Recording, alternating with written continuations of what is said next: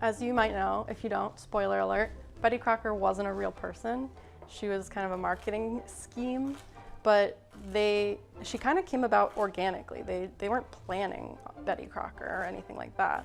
The year was 1921. It's a long time ago. It's 100 years ago.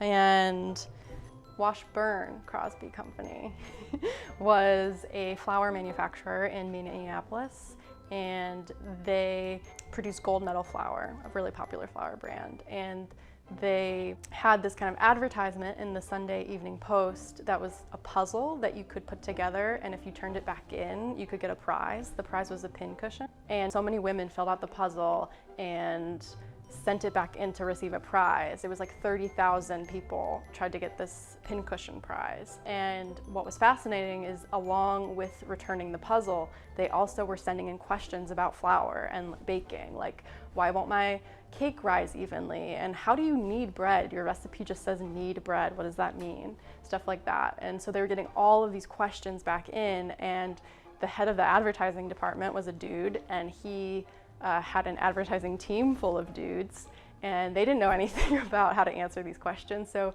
they went to the gold medal flour kitchen team, which was all women, and they asked the women to help them answer all these questions they were receiving. But they didn't want to sign the letters back with a male name because they didn't think that women would trust a man in the kitchen to give them advice.